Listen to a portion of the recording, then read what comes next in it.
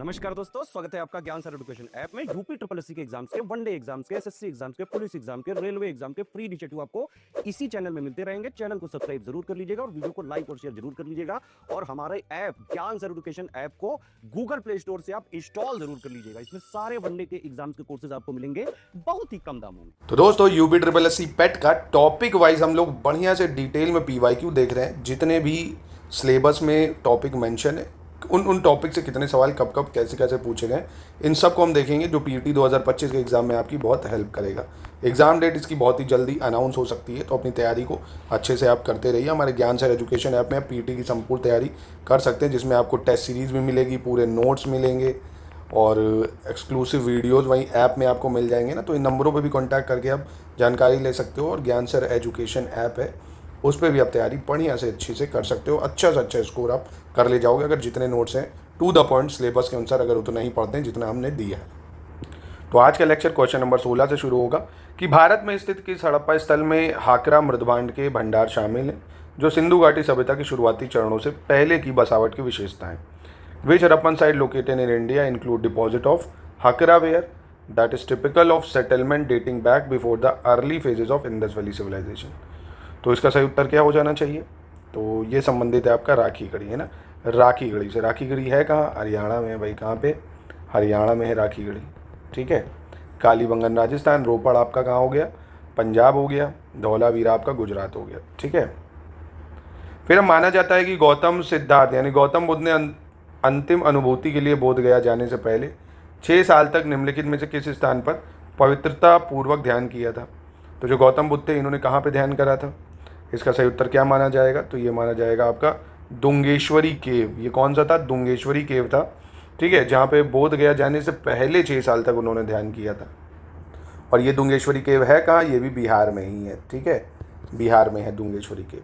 चलो, इसके बाद निम्नलिखित में से कौन सी हर्षवर्धन की पहली राजधानी थी? हर्षवर्धन की फर्स्ट कैपिटल कौन थी इनमें से?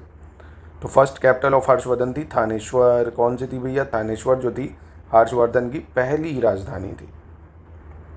निम्नलिखित में से कौन सी नदी ऐतिहासिक रूप से कर्नाटक के दक्षिण में बंटवाल नदी के रूप में जानी जाती है? Which of the following river was historically known as Bantwal river in the south of Karnataka? तो Bantwal river in the south of Karnataka ये है नेत्रावती नदी।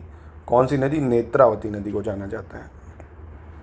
इसके बाद 20 आता है, भारतीय मुसलमान चाहते थे कि खलीफा को तत्कालीन तुर्की साम्राज्य में मुस्लिम पवित्र स्थानों पर नियंत्रण बनाए रखने की अनुमति दी जाए।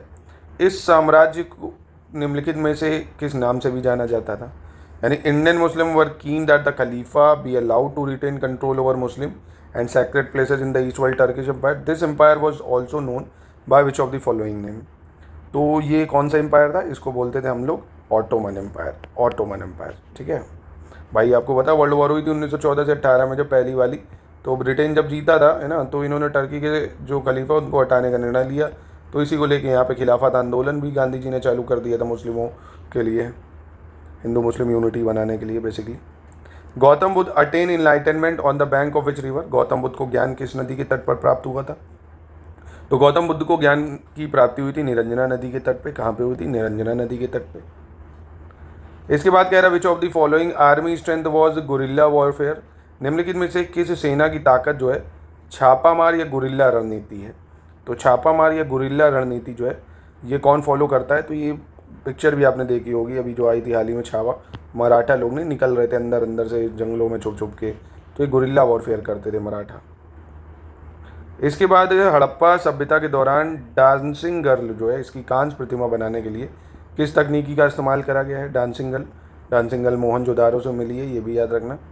इसमें लॉस्ट वैक्स जो टेक्निक है मोम लोपी ढलाई वो यूज़ करी गई। पहले भाई क्या करा, उस स्टैचू के अंदर मोम डाला वगैरह, है ना, फिर क्या करा, उसको पिघला दिया तो वही स्ट्रक्चर बन गया। तो लॉस्ट वैक्स टेक्निक है। Most important fundamental principle of Jainism? Jain धर्म का सबसे महत्वपूर्ण मौलिक सिद्धांत क्या है भाई? कर्म, अहिंसा, वैराग्य, निष्ठा। तो इन्होंने सबसे ऊपर रखा है नॉन वायलेंस। किसी तरह से नॉन वायलेंस नहीं होगा। इवन रोडों पे आप चलो तो पहले झाड़ू मारो, नहीं तो कीड़े मकोड़े मर जाएंगे। खेती मत करो, कीड़े मकोड़े मर जाएंगे।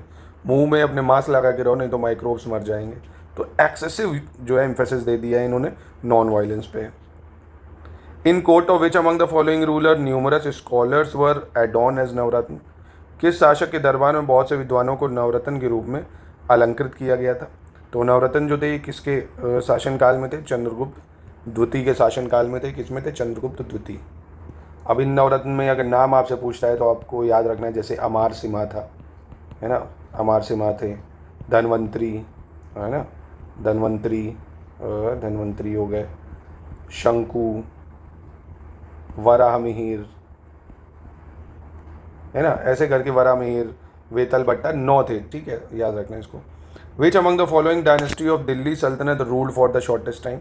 अब दिल्ली सल्तनत में सबसे कम समय तक कौन रहा? तो इसके लिए तो आपको स्लेव यानी गुलाम वंश, खिलजी वंश और तुगलक वंश, सैयद वंश, लोधी वंश।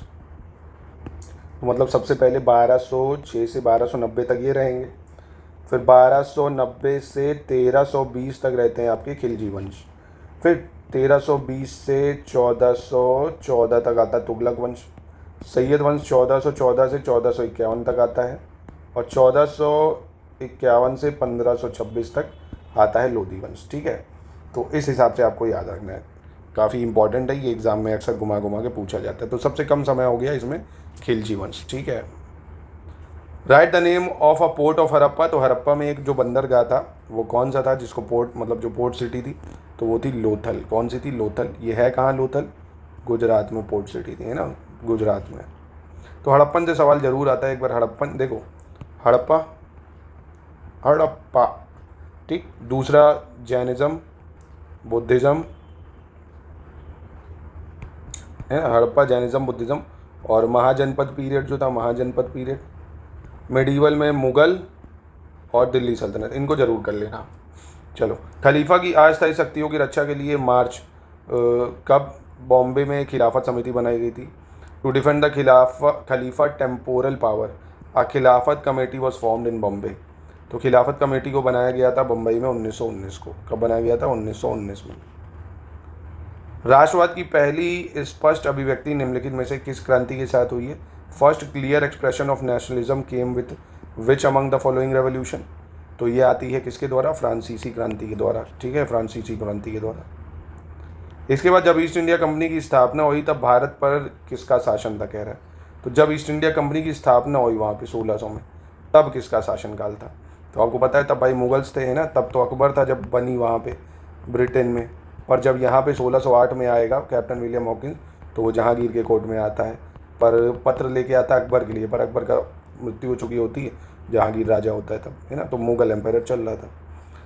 तो ये आज का लेक्चर था। ऐसे ही अगर आप संपूर्ण तैयारी करना चाहते हैं तो हमारे ऐप में आइए, आपको बहुत ही शानदार तरीके से पूरा डिटेल एक्सप्लेनेशन के साथ बढ़िया तरीके से नोट्स दे के एक्सक्लूसिव वीडियोज़ के थ्रू पढ़ा के पूरा टॉपिक सिलेबस कवर करा दिया जाएगा। मात्र 799 रुपीज़ में आपको पूरे पेट की तैयारी करा दी जाएगी, और 299 रुपये में आपको 25 से 30 टेस्ट की भी प्रैक्टिस कराई जाएगी दोस्तों। तो इन नंबरों पे आप अधिक जानकारी ले सकते हैं।